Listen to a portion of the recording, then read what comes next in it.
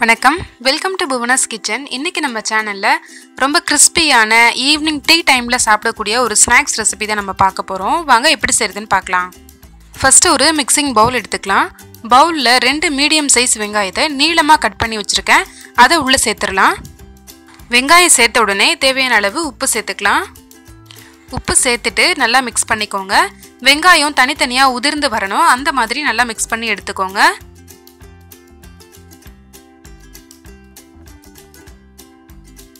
நீங்கள் மிக்ஸ் பண்ணிட்டு இருக்கும்போதே வெங்காயத்தில் இருக்கிற தண்ணி லைட்டாக வெளியே வர ஆரம்பிக்கும்.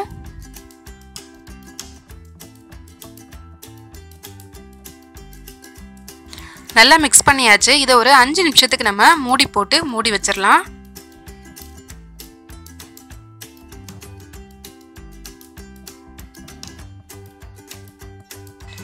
வெங்காயம் நல்லா ஊறிடுச்சு. இப்போ இதில் 2 பச்சை மிளகாயை பொடியாக கட் பண்ணி சேர்த்துக்கிறேன்.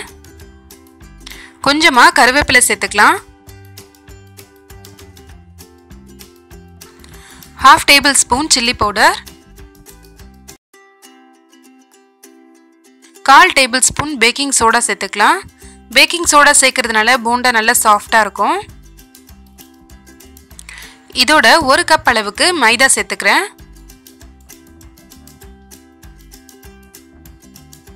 இப்போ இது எல்லாத்தையுமே தண்ணி சேர்க்காம நல்லா மிக்ஸ் பண்ணிக்கலாம்.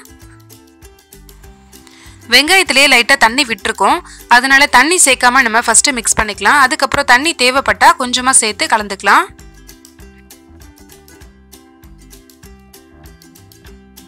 கொஞ்சம் ட்ரையாக இருக்குது, அதனால கொஞ்சமாக தண்ணி சேர்த்து மிக்ஸ் பண்ணிக்கலாம்.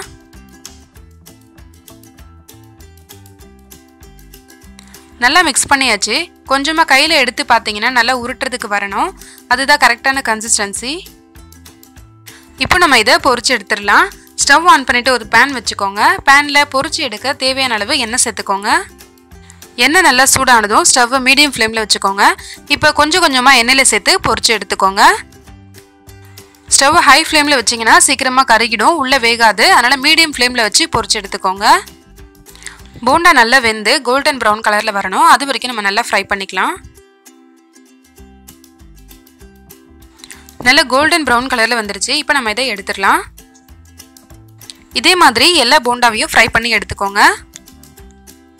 சூப்பரான கிறிஸ்பியான ஆனியன் போண்டா ரெடி ஆயிடுச்சு.